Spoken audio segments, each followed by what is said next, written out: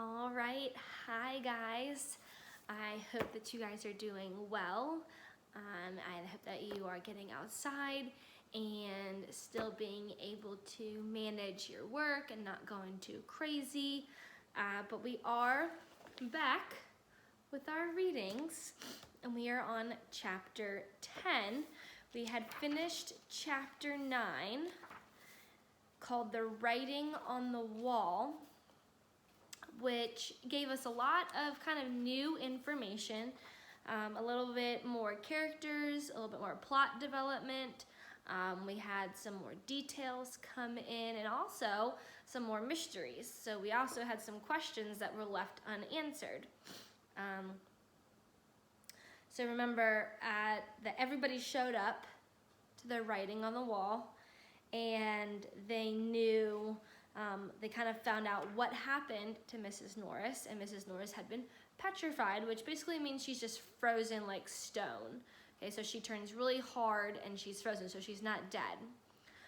But it is the work of really dark magic, and so that's obviously where Dumbledore said that Harry, Ron, and Hermione couldn't do that because they weren't as advanced to be able to do it. Harry did not tell the teachers about that voice that he heard because, as Ron pointed out, that even in the wizarding world, hearing those voices might not necessarily be a good thing. We also found out that Mr. Filch has a little secret of himself, so he is what's called a squib. And remember, that is a person who is born from magical parents but actually doesn't have any magical powers themselves. So their parents are witches and wizards, but they actually can't do magic. So obviously Harry found out that he was doing Quickspell to try to learn magic and try to fit in a little bit better, but he was obviously very embarrassed by it. Trying to find out about the Chamber of Secrets, they asked their professor what it was, and it's basically this legend that so there were 4 founding people that founded Hogwarts: Rowena Ravenclaw, Helga Hufflepuff, Godric Gryffindor, and Salazar Slytherin. Those are the 4 houses, right? And Salazar Slytherin started to kind of not really mesh with the other ones and wanted only pure magic students to be able to attend. And they didn't really agree on that, so he left. Before he left, as legend has it, he built this secret chamber called the Chamber of Secrets that is said to behold a monster of some sort, and that the only one that can open it is his true heir of Slytherin. But as Professor Binns said, it's been searched and no one's been able to find it. So he doesn't think that it actually exists. All right, so that brings us to chapter 10, The Rogue Bludger. Okay? So it says, since the disastrous episode of the Pixies, Professor Lockhart had not brought live creatures to class. Instead, he read passages from his books to them. He usually picked Harry to help him with these reconstructions. So far, Harry had been forced to play a simple Transylvanian villager whom Lockhart had cured of a babbling curse, a yeti with a head cold, and a vampire who had been unable to eat anything except lettuce since Lockhart had dealt with him. Harry was hauled to the front of the class during their very next Defense Against the Dark Arts lesson, this time acting as a werewolf. If he hadn't had a very good reason for keeping Lockhart in a good mood, he would have refused to do it. Nice howl, Harry. Exactly. And then, if you'll believe it, I pounced like this, slammed him to the floor. Thus, with one hand, I managed to hold him down with my other. I put my wand to his throat. I then screwed up my remaining strength and performed the immensely complex Homorphous charm. He let out a piteous moan. Go on, Harry. Higher than that. Good. The fur vanished, his fangs shrank, and he turned back into a man. Simple yet effective, and another village will remember me forever as the hero who delivered them from the monthly terror of werewolf attacks. The bell rang and Lockhart got to his feet. Homework. Compose a poem about my defeat of the Wagga Wagga werewolf. Signed copies of Magical Mead to the author with the best one. The class began to leave. Harry returned to the back of the room where Ron and Hermione were waiting. Ready? He muttered. Wait till everyone's gone, said Hermione nervously. All right. She approached Lockhart's desk, a piece of paper clutched tightly in her hand. Harry and Ron right behind her. Professor Lockhart? Hermione stammered. I wanted to get this book out of the library, just for background reading. She held out the piece of paper, her hand shaking slightly. But the thing is, it's in the restricted section of the library, so I need a teacher to sign for it. I'm sure it would help me understand what you say in Gadding with Ghouls about slow-acting venoms. Ah, Gadding with Ghouls, said Lockhart, taking the note from Hermione and smiling widely at her. Possibly my favorite book. You enjoyed it? Oh, yes, said Hermione eagerly. So clever the way you trapped that last one with the tea strainer. Well, I'm sure no one will mind me giving the best student of the year a little extra help, said Lockhart warmly, and he pulled out an enormous peacock quill. Yes, nice, isn't it? He said, misreading the revolted look on Ron's face. I usually save it for book signings. He scrawled an enormous loopy signature on the note and handed it back to Hermione. So, Harry, said Lockhart while Hermione folded the note with fumbling fingers and slid it into her bag. Tomorrow's the first Quidditch match of the season, I believe. Gryffindor against Slytherin, is it not? I hear you're a useful player. I was seeker, too. I was asked to try for the national squad, but preferred to dedicate my life to the eradication of the dark forces. Still, if ever you feel the need for a little private training, don't hesitate to ask. Always happy to pass on my expertise to less able players.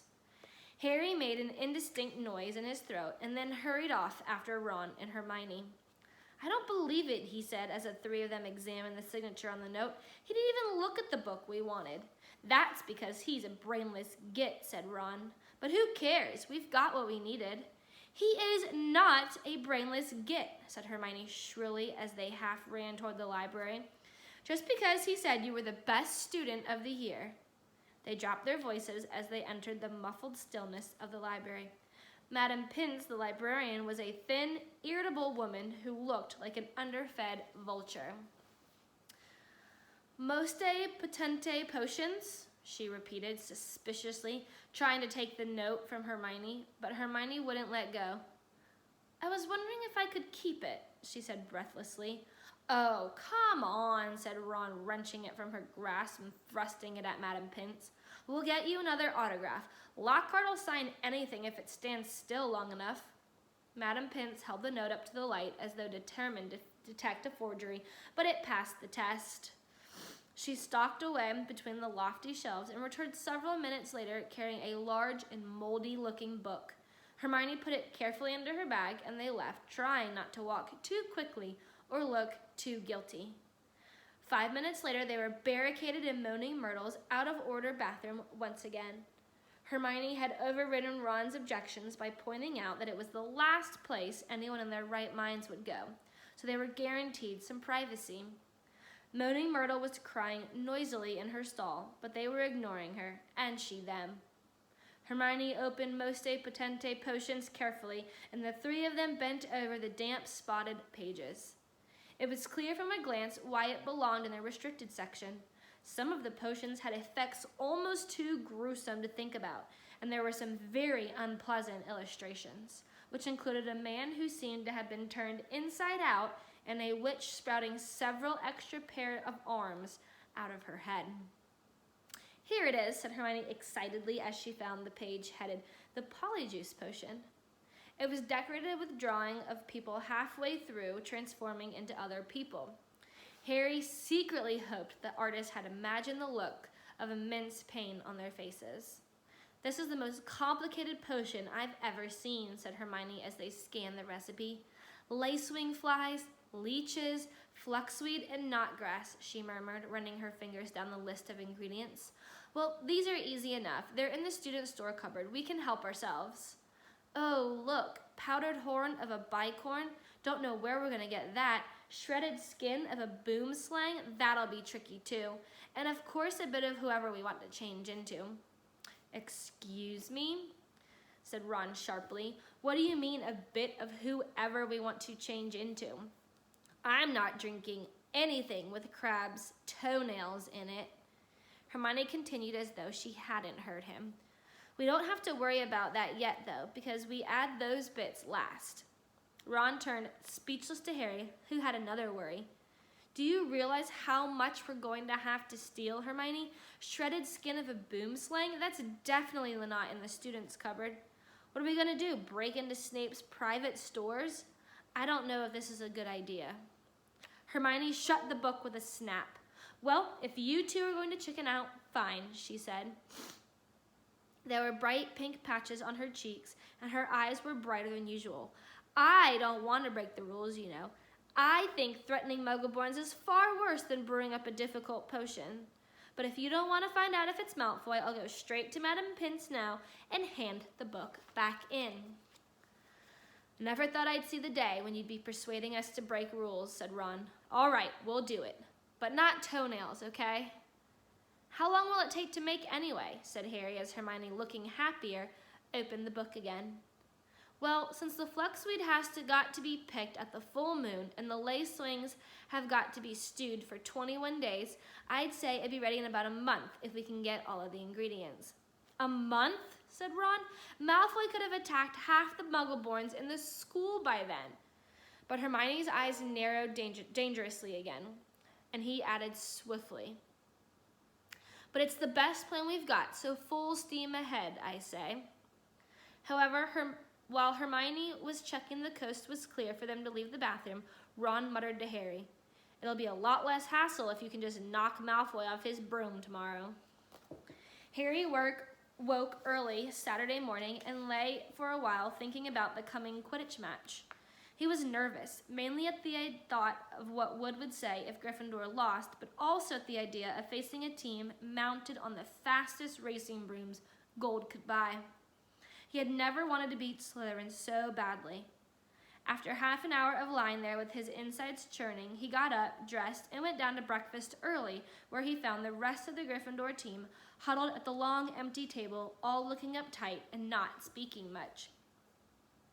As 11 o'clock approached, the whole school started to make its way down to the Quidditch stadium. It was a muggy sort of day with a hint of thunder in the air.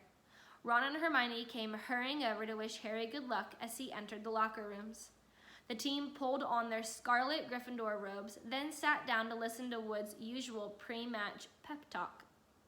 Slytherin has better brooms than us, he began. No point denying it, but we've got better people on our brooms. We've trained harder than they have. We've been flying in all weathers. Too true, muttered George Weasley. I haven't been properly dry since August. And we're going to make them rue the day they let that little bit of slime, Malfoy, buy his way onto their team. Chest heaving with emotion, Wood turned to Harry. It'll be down to you, Harry, to show them that a seeker has to have something more than a rich father. Get to that snitch before Malfoy or die trying, Harry, because we've got to win today. We've got to. So no pressure, Harry, said Fred, winking at him. As they walked out onto the pitch, a roar of noise greeted them, mainly cheers because Ravenclaw and Hufflepuff were anxious to see Slytherin beaten, but the Slytherins in the crowd made their boos and hisses heard too. Madam Hooch, the Quidditch teacher, asked Flint and Wood to shake hands, which they did, giving each other threatening stares and gripping rather harder than was necessary. On my whistle, said Madam Hooch. 3, 2, 1. With a roar from the crowd to speed them upward, the 14 players rose toward the sky. Harry flew higher than any of them, squinting around for the snitch. All right there, Scarhead, yelled Malfoy, shooting underneath him as though to show off the speed of his broom. Harry had no time to reply. At that very moment, a heavy black bludger came pelting toward him. He avoided it so narrowly that he felt it ruffle his hair as it passed. Close one, Harry, said George, streaking past him with his club in his hand, ready to knock the bludger back toward a Slytherin. Harry saw George give the bludger a powerful whack in the direction of Adrian Pusey, but the bludger changed direction in mid-air and shot straight for Harry again. Harry dropped quickly to avoid it, and George managed to hit it hard toward Malfoy. Once again, the bludger swerved like a boomerang and shot at Harry's head.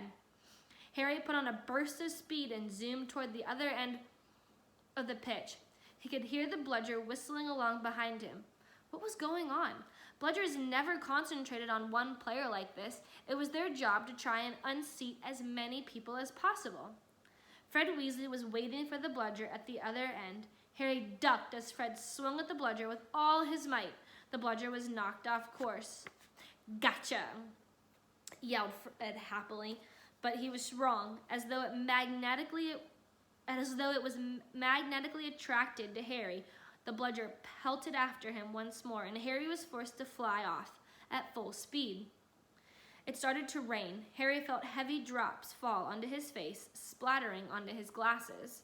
He didn't have a clue what was going on in the rest of the game until he heard Lee Jordan, who was commentating, say, "Slytherin leads 60 points to 0. The Slytherin's superior brooms were clearly doing their jobs, and meanwhile the mad bludger was doing all it could do to knock Harry off out of the air. Fred and George were now flying so close to him on either side that Harry could see nothing at all except their flailing arms, and had no chance to look for the snitch, let alone catch it. "Someone's tampered with this bludger," Fred grunted, swinging his bat with all his might at it as it launched a new attack on Harry. "We need a timeout," said George, trying to signal to Wood and stop the bludger breaking Harry's nose at the same time. Wood had obviously got the message. Madam Hooch's whistle rang out, and Harry, Fred, and George dived for the ground, still trying to avoid the mad bludger. "What's going on?" said Wood as the Gryffindor team huddled together. While Slytherins in the crowd jeered. "We're being flattened, Fred. George, where were you when that bludger stopped Angelina scoring?" "We were 20 feet above her, stopping the other bludger from murdering Harry, Oliver," said George angrily. "Someone's fixed it. It won't leave Harry alone. It hasn't gone for anyone else all game. The Slytherins must have done something to it." "But the bludgers have been locked in Madam Hooch's office since our last practice, and there was nothing wrong with them then," said Wood anxiously. Madam Hooch was walking toward them. Over her shoulder, Harry could see the Slytherin team jeering and pointing in his direction. "Listen," said Harry as she came nearer and nearer. "With you two flying around me all the time, the only way I'm going to catch the snitch is if it flies up my sleeve. Go back to the rest of the team and let me deal with the rogue one." "Don't be thick," said Fred. "It'll take your head off." Wood was looking from Harry to the Weasleys. "Oliver, this is insane," said Alicia Spinnet angrily. "You can't let Harry deal with that thing on his own. Let's ask for an inquiry." "If we stop now, we'll have to forfeit the match," said Harry, "and we're not losing to Slytherin just because of a crazy bludger. Come on, Oliver, tell him to leave me alone." "This is all your fault," said George angrily to Wood. "Get the snitch or die trying." "What a stupid thing to tell him." Madam Hooch had joined them. "Ready to resume play?" she asked Wood. Wood looked at the determined look on Harry's face. "All right," he said. "Fred, George, you heard Harry. Leave him alone and let him deal with the bludger on his own." The rain was falling more heavily now on Madam Hooch's whistle. Harry kicked hard into the air and heard the telltale whoosh of the bludger behind him. Higher and higher Harry climbed. He looped and swooped, spiraled, zigzagged, and rolled. Slightly dizzy, he nevertheless kept his eyes wide open. Rain was speckling his glasses and ran up his nostrils as he hung upside down, avoiding another fierce dive from the bludger. He could hear laughter from the crowd. He knew he must look very stupid, but the rogue bludger was heavy and couldn't change direction as quickly as Harry could. He began a kind of roller coaster ride around the edges of the stadium, squinting through the silver sheets of rain to the Gryffindor goalpost where Adrian Pusey was trying to get past Wood. A whistling in Harry's ear told him the bludger had just missed him again. He turned right over and sped in the opposite direction. Training for the ballet, Potter, yelled Malfoy as Harry was forced to do a stupid kind of twirl in mid-air to dodge the bludger. And he fled, the bludger trailing a few feet behind him, and then glaring back at Malfoy in hatred, he saw it. The golden snitch. It was hovering inches above Malfoy's left ear, and Malfoy, busy laughing at Harry, hadn't seen it. For an agonizing moment, Harry hung in midair, not daring to speed toward Malfoy in case he looked up and saw the snitch. Wham! He had stayed still a second too long. The bludger had hit him at last, smashing into his elbow, and Harry felt his arm break. Dimly dazed by the searing pain in his arm, he slid sideways on his rain-drenched broom, one knee still crooked over it, his right arm dangling useless at his side. The bludger came pelting back for a second attack, this time aiming at his face. Harry swerved out of the way, one idea firmly lodged in his numb brain: get to Malfoy. Through a haze of rain and pain, he dived for the shimmering, sneering face below him and saw its eyes widen with fear. Malfoy thought Harry was attacking him. What the? He gasped, careening out of Harry's way. Harry took his remaining hand off his broom and made a wild snatch. He felt his fingers close on the cold snitch, but was now only gripping the broom with his legs. And there was a yell from the crowd below as he headed straight for the ground, trying hard not to pass out. With a splattering thud, he hit the mud and rolled off his broom. His arm was hanging at a very strange angle. Riddled with pain, he heard as though from a distance a good deal of whistling and shouting. He focused on the snitch clutched in his good hand. Aha, he said vaguely, we've won. And he fainted. He came around, rain falling on his face, still lying on the field, with someone leaning over him. He saw a glitter of teeth. Oh, no, not you, he moaned. Doesn't know what he's saying, said Lockhart loudly to the anxious crowd of Gryffindors pressing around them. Not to worry, Harry. I'm about to fix your arm. No, said Harry. I'll keep it like this, thanks. He tried to sit up, but the pain was terrible. He heard a familiar clicking noise nearby. I don't want a photo of this, Colin, he said loudly. Lie back, Harry, said Lockhart soothingly. It's a simple charm. I've used it countless times. Why can't I just go to the hospital wing, Harry said through clenched teeth. He should really, Professor, said a muddy Wood who couldn't help grinning, even though his seeker was injured. Great capture, Harry. Really spectacular. Your best yet, I'd say. Through the thicket of legs around him, Harry spotted Fred and George, Weasley wrestling the rogue bludger into a box. It was still putting up a terrific fight. Stand back, said Lockhart, who was rolling up his jade green sleeves.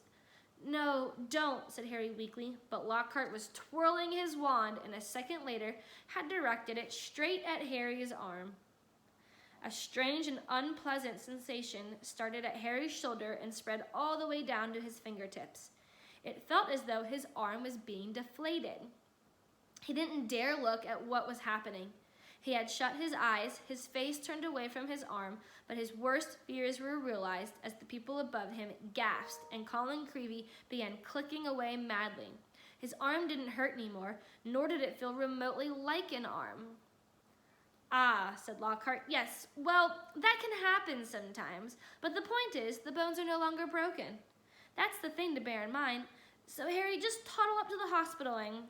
Ah, Mr. Weasley, Miss Granger, would you escort him? And Madame Pomfrey will be able to tidy you up a bit. As Harry got to his feet, he felt strangely lopsided. Taking a deep breath, he looked down at his right side. What he saw nearly made him pass out again. Poking out at the end of his robes was what looked like a thick, flesh-colored rubber glove. He tried to move his fingers. Nothing happened. Lockhart hadn't mended Harry's bones. He had removed them. Madame Pomfrey wasn't at all pleased. You should have come straight to me, she raged, holding up the sad, limp remainder of what, half an hour before, had been a working arm. I can mend bones in a second, but growing them back. You will be able to, won't you? Said Harry desperately. I'll be able to, certainly, but it will be painful, said Madame Pomfrey, grimly throwing Harry a pair of pajamas. You'll have to stay the night. Hermione waited outside the curtain drawn around Harry's bed while Ron helped him into his pajamas. It took a while to stuff the rubbery, boneless arm into a sleeve. How can you stick up for Lockhart now, Hermione, eh? Ron called through the curtain as he pulled Harry's limp fingers through the cuff. If Harry had wanted deboning, he would have asked. Anyone can make a mistake, said Hermione, and it doesn't hurt anymore, does it? No, said Harry, getting into bed, but it doesn't do anything either. As he swung himself onto the bed, his arm flapped pointlessly. Hermione and Madame Pomfrey came around the curtain. Madame Pomfrey was holding a large bottle of something labeled Skelegro. You're in for a rough night, she said, pouring out a steaming beakerful and handing it to him. Growing bones is a nasty business. So was taking the Skelegro. It burned Harry's mouth and throat as it went down, making him cough and sputter. Still tutting about dangerous sports and inept teachers, Madame Pomfrey retreated, leaving Ron and Hermione to help Harry gulp down some water. We won, though, said Ron, a grin breaking across his face. That was some catch you made. Malfoy's face. He looked about ready to kill. I want to know how he fixed that bludger, said Hermione darkly. We can add that to the list of questions we'll ask him when we've taken the polyjuice potion, said Harry, sinking back onto his pillows. I hope it tastes better than this stuff. If it's got bits of Slytherin in it, you've got to be joking, said Ron. The door of the hospital wing burst open at that moment. Filthy and soaking wet, the rest of the Gryffindor team had arrived to see Harry. Unbelievable flying, Harry, said George. I've just seen Marcus Flint yelling at Malfoy. Something about having the snitch on the top of his head and not noticing. Malfoy didn't seem too happy. They had brought cakes, sweets, and bottles of pumpkin juice. They gathered around Harry's bed and were just getting started on what promised to be a good party when Madame Pomfrey came storming over, shouting, This boy needs rest. He's got 33 bones to regrow. Out! Out! And Harry was left alone with nothing to distract him from the stabbing pains in his limp arm. Hours and hours later, Harry woke quite suddenly in the pitch blackness and gave a small yelp of pain. His arm now felt full of large splinters. For a second, he thought that was what had woken him. Then, with a thrill of horror, he realized that someone was sponging his forehead in the dark. Get off, he said loudly, and then, Dobby! The house elf's goggling tennis ball eyes were peering at Harry through the darkness. A single tear was running down his long, pointed nose. Harry Potter came back to school, he whispered miserably. Dobby warned and warned Harry Potter. Ah, sir, why didn't you heed Dobby? Why didn't Harry Potter go back home when he missed the train? He heaved himself up on his pillows and pushed Dobby's sponge away. What are you doing here, he said, and how do you know I missed the train? Dobby's lips trembled and Harry was seized by a sudden suspicion. It was you, he said slowly. You stopped the barrier from letting us through. Indeed, yes, sir, said Dobby, nodding his head vigorously, ears flapping. Dobby hid and watched for Harry Potter and sealed the gateway, and Dobby had to iron his hands afterwards. He showed Harry 10 long bandaged fingers, but Dobby didn't care, sir, for he thought Harry Potter was safe, and never did Dobby dream that Harry Potter would get to school another way. He was rocking backward and forward, shaking his ugly head. Dobby was so shocked when he heard Harry Potter was back at Hogwarts, he let his master's dinner burn. Such a flogging Dobby never had, sir. Harry slumped back onto his pillows. You nearly got Ron and me expelled, he said fiercely. You'd better get lost before my bones come back, Dobby, or I might strangle you. Dobby smiled weakly. Dobby is used to death threats, sir. Dobby gets them 5 times a day at home. He blew his nose on the corner of the filthy pillowcase he wore, looking so pathetic that Harry felt his anger ebb away in spite of himself. Why do you wear that thing, Dobby? He asked curiously. This, sir? Said Dobby, plucking at the pillowcase. 'Tis a mark of the house elf's enslavement, sir. Dobby can only be freed if his masters present him with clothes, sir. The family is careful not to even pass Dobby a sock, for he would be free to leave their house forever. Dobby mopped his bulging eyes and said suddenly, "Harry Potter must go home."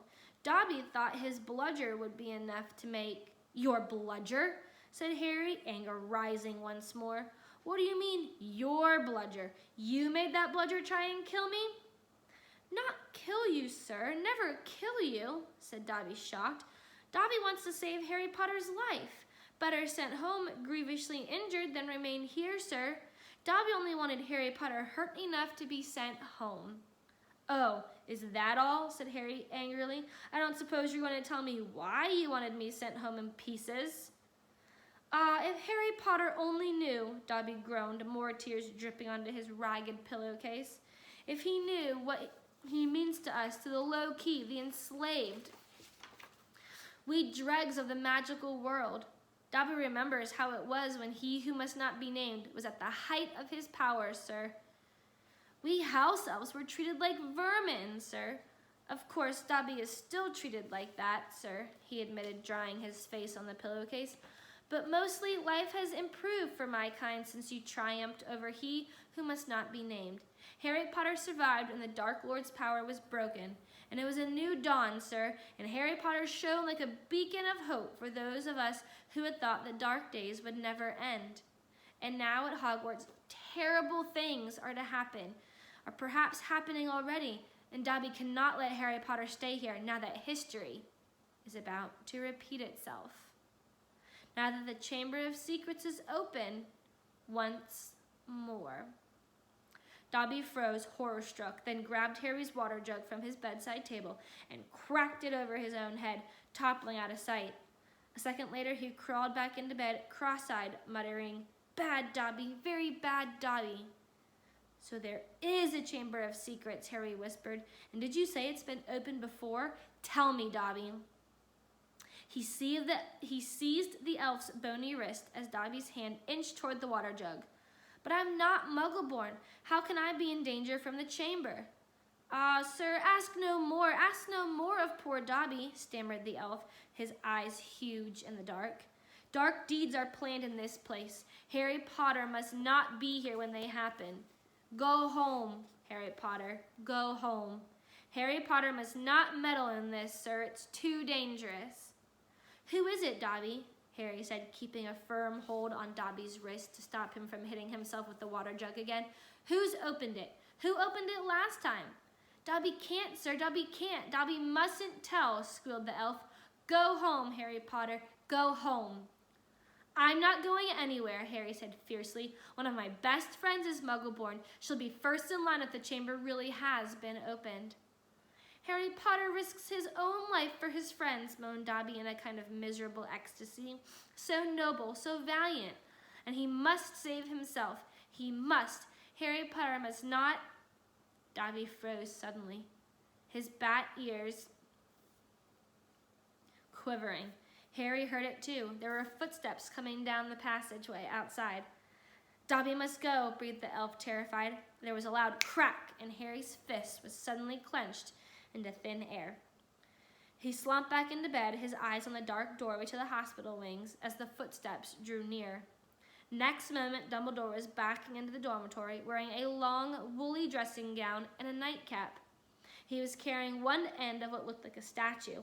Professor McGonagall appeared a second later, carrying its feet. Together, they heaved it onto a bed. "Get Madame Pomfrey," whispered Dumbledore, and Professor McGonagall hurried past the end of Harry's bed, out of sight. Harry lay quite still, pretending to be asleep. He heard urgent voices, and then Professor McGonagall swept back into view, closely followed by Madame Pomfrey, who was pulling a cardigan over her nightdress. He heard a sharp intake of breath. "What happened?" Madame Pomfrey whispered to Dumbledore, bending over the statue on the bed. "Another attack," said Dumbledore. "Minerva found him on the stairs." "There was a bunch of grapes next to him," said Professor McGonagall. "We think he was trying to sneak up here to visit Potter." Harry's stomach gave a horrible lurch. Slowly and carefully, he raised himself a few inches so he could look at the statue on the bed. A ray of moonlight lay across its staring face. It was Colin Creevey. His eyes were wide and his hands were stuck up in front of him, holding his camera. Petrified? Whispered Madame Pomfrey. Yes, said Professor McGonagall, but I shudder to think. If Albus hadn't been on the way downstairs for hot chocolate, who knows what might have. All three of them stared down at Colin. Then Dumbledore leaned forward and wrenched the camera out of Colin's rigid grip. You don't think he managed to get a picture of his attacker, said Professor McGonagall eagerly. Dumbledore didn't answer. He opened the back of the camera. Good gracious, said Madame Pomfrey. A jet of steam had hissed out of the camera. Harry, 3 beds away, caught the acrid smell of burnt plastic. Melted, said Madame Pomfrey wonderingly. All melted. What does this mean, Albus? Professor McGonagall asked urgently. It means, said Dumbledore, that the Chamber of Secrets is indeed open again. Madame Pomfrey clapped a hand to her mouth. Professor McGonagall stared at Dumbledore. But Albus, surely who? The question is not who, said Dumbledore, his eyes on Colin. The question is how. And from what Harry could see of Professor McGonagall's shadowy face, she didn't understand this any better than he did. All right, so that was chapter 10.